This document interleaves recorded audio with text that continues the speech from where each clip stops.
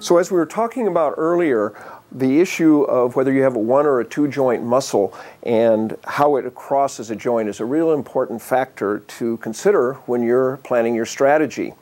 The gastroc-soleus combination here is a perfect way to demonstrate this. As we said, I really want to try to get a stretch to most muscles. Most muscles problems are caused by shortness rather than just tightness. So most classes, when they demonstrate working on the back of the calf and on the soleus and the gastrocnemius, indicate that you want to have a bolster here so that the foot is not compressed against the table. The problem with this is that the bend in the knee places a gastroc in a shortened position, so it is difficult to stretch.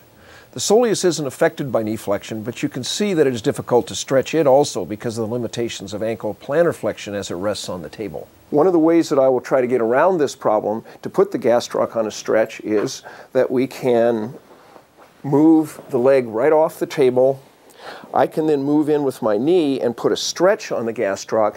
So now I can use any stroke I want. I can do a raking stroke with my forearm. I can do more precise work with knuckles.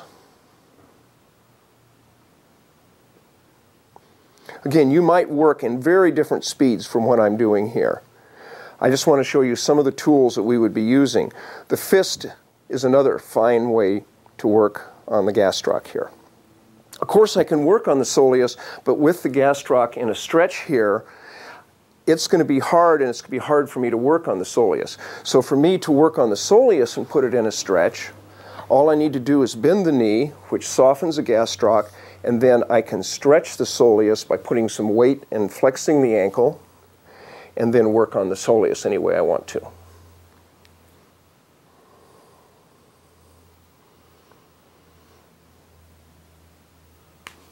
One of the other things you consider when you first begin your massage and you're evaluating where tension is, if you notice that the calves are very tight, you don't have to do all the work when the client is face down.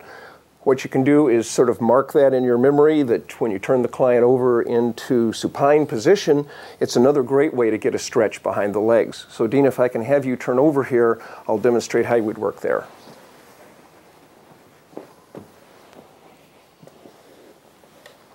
So now, as Dina's lying in the supine position, her knee is fully extended, I can vary the amount of stretch to the posterior compartment here by how I flex her foot, and I can use my shoulder so that I have both hands free. I can now work on the gastroc clear up near the knee. I could even cross the knee joint and work on the lower hamstrings this way. And I can work all the way down the leg this way. Basically, my hands are just milking tissue, grabbing tissue rather than sliding over it, and stretching it, leaving her with a message that when she walks off this table, her gastrocs are actually going to be longer.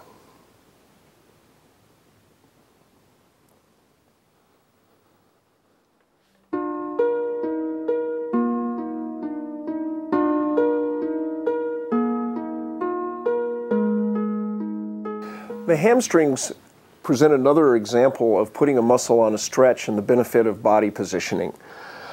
95% of the work that I see done on hamstrings, the client is in the prone position, and so the best stretch that you're going to get is into neutral position. And basically, with the hamstrings, most of the problems of tightness with muscle pulls come when they're in a stretched and extended position. So to lengthen the hamstrings, you may do some warm-up work with the client in prone position, but I really like to do a lot of work with Dino lying in the supine position where I can put different parts of the hamstring into a stretch. So the first thing I would do would be I would bend the knee, take care of my back, and I'd put her foot right on my shoulder so that I can focus on the lower hamstrings. What I can do with the knee flexed here, her hamstrings are in a shortened position. I then anchor them in this shortened position wherever I feel tension. I can use my thumbs on this because it's much easier to just anchor here. It doesn't require a whole lot of pressure or force on the thumbs. And then all I need to do is just lean back, and I can generate almost all of my force right where my thumbs are to free up tissue that's tight here. This is very effective work. A lot of runners and bicyclists just love this work. Can go all the way to extension now. her hamstring is put on a bit of a stretch already, so we're getting a very good stretch through the whole length of the hamstring, and I can work anywhere along here, wherever I feel tension. I could take a nice broad stroke as well. Up near the origin in the ischial tuberosity, the hamstring is a totally separate issue here. If I can anchor here, even though her knee is flexed and the lower hamstring is in a shortened position, I am stretching the upper hamstring now. And all I need to do is just force her knee into hip flexion here and anchor or move down over this hamstring, and I can put a great stretch on it here. You can also work on hip rotation. If you feel that her hip wants to move out rather than moving in, you just counter that and work in a little bit different angle. You can work very specifically with your knuckle at the tendinous insertion. Notice that on this, rather than staying close and muscling this, I'm going to get up, step back, and lean in, and then move this way. If you want to work with rotational issues of the hamstrings and the IT band, then all you can have Dina do is just grab her knee. She can provide the force, and I can work with rotation with this hand as I come down and again generate my force at the upper hamstring.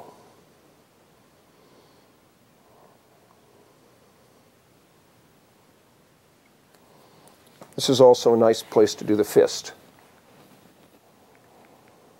Notice that my wrist is in a neutral position, my hand is relaxed.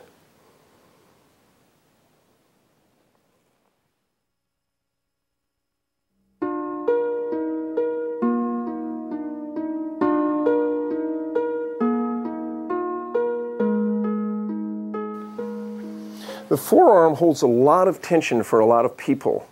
I think it's one of the most underworked parts of massage.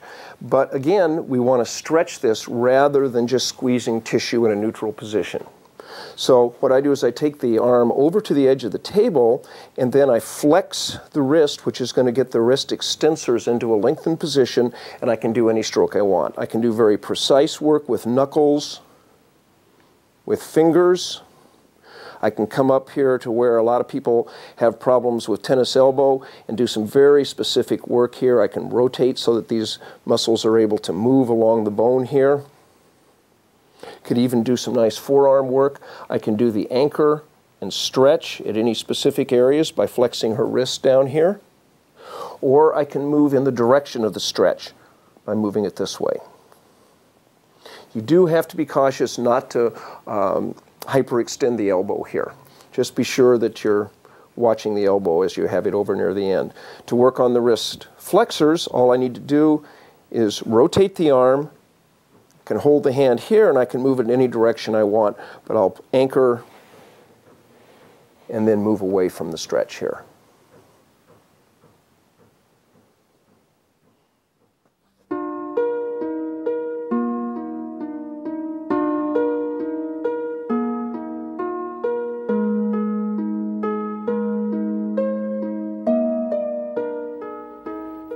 The anterior shoulder girdle. We've seen this picture earlier in demonstrating the importance of stretching the pectoralis major, but also notice how subscapularis, teres major, latissimus dorsi, and even the triceps can be stretched and affected by the abduction and rotation of the arm. The triceps are another perfect example of putting a muscle in a stretch. Most massage therapists work with the triceps with the arm down at the side. The problem with that is it's not into a lengthened position. If you move the arm up and abduct it way above the head, then I can get a stretch. I can really access the origin of the triceps here and work any way I want. Fist feels quite good on the triceps here. Up by the elbow, if I want to accentuate the stretch, all I need to do is flex the elbow, and this is going to stretch the lower fibers of the triceps here.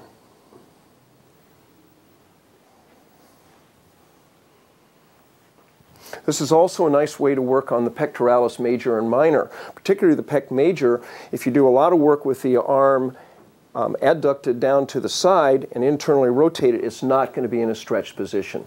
But taking the arm, moving it out, this lengthens the pectoralis major, and I can even move it all the way up here.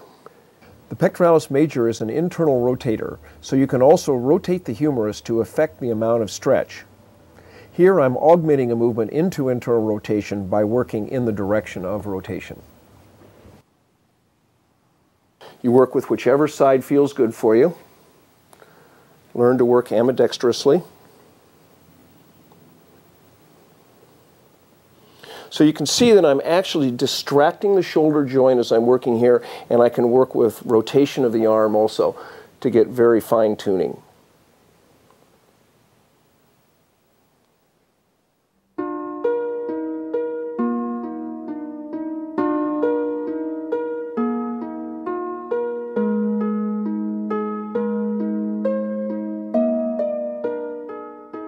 Working on the adductors is the perfect segue into the side lying position. I find that the adductors are extremely underworked in most massage classes, not because they don't need it, but because people are a little awkward on how to work on the inside of the legs. So the side lying is the perfect position to work on the inside of the legs and to affect all sorts of other positioning of the body to get a release and a stretch of muscles. Let's take a look back at the adductors and how most people work on them in the supine position. What most people do is pull the leg up, rotate this out. Of course, you'd be having draping and here to cover the genital area. But the problem with this is that you're moving toward the genital area here. The adductors are grabbing because they don't want this leg to go down any farther near the end of their stretch area. So sometimes you can get around this by putting your leg here as a brace or a pillow or something. But it's just all in all is not the best way to work on the adductors. So one of the things that we have to do as massage therapists is get over our idea that we only have two moves in a massage, working in the prone position and then switching to supine or the opposite.